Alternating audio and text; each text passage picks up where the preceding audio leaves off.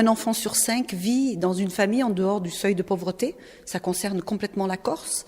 Et je dirais que le deuxième chiffre qui me semble important aussi d'indiquer, c'est le pourcentage d'augmentation des aides que nous avons fait par rapport à l'année précédente et qui est de 18%. Donc c'est énorme en un an de pouvoir répondre à des aides. Enfin, je dirais répondre, même si on n'a pas répondu à toutes les demandes qui nous étaient faites. Mais en tout cas, pour nous, ça représente 18% d'augmentation au niveau des dons pour les familles ici en Corse. Sur ces 2000 situations qu'on a rencontrées, il y avait une majorité, bien sûr, de parents isolés avec enfants. Donc, c'est une réalité, je dirais un peu dans toute la France, mais ici, elle est importante.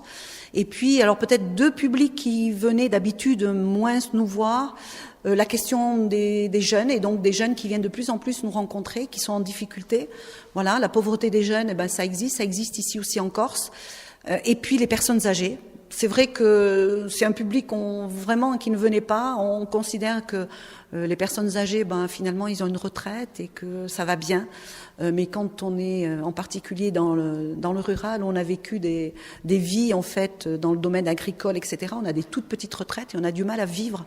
Et c'est compliqué parce qu'on a du mal à vivre, qu'on se sent seul et isolé. Et donc on a de plus en plus de personnes qui viennent nous rencontrer pour nous solliciter une aide. Voilà, pour leur quotidien, leur vie, une facture, etc. Mais aussi parce qu'ils sont isolés et seuls et qu'ils sont aussi dans un peu, je dirais, dans la déprime et que c'est compliqué en fait. Je crois que c'est important qu'au niveau des politiques, ils soient conscients de la réalité de ce qui se vit dans leur territoire. Comme on est en proximité avec ces personnes-là, il nous semble important aussi de porter leur parole, même si on espère qu'un jour ou l'autre, eux-mêmes, en fait, la prendront, qu'ils pourront la donner directement. En tout cas, c'est dans ce sens-là qu'on travaille au Secours catholique. Donc ça, c'est important. Et je crois que toute association, elle a à agir sur les causes. Et les causes, c'est pas que de son ressort. C'est vraiment des choix politiques. Et donc, il faut absolument interpeller, je dirais interpeller dans la construction, mais en tout cas, voilà, faire toucher du doigt qu'il y a 9 millions de personnes qui sont là sur les côtés et qu'une société ne peut pas avancer et se respecter si elle laisse 9 millions de personnes sur le côté. On a peut-être là un rôle vraiment très très important et peut-être un peu plus nouveau, c'est de dire comment on peut rendre effectivement les gens acteurs de leur propre situation parce qu'ils y croient plus, ils ont l'impression qu'ils sont plus capables d'eux, que l'aide ne peut venir que des autres. Alors c'est vrai qu'ils ont sûrement besoin à un moment donné que l'aide vienne des autres, mais elle ne pourra être efficace et pertinente que dans la mesure où eux seront engagés, seront dans une mobilisation.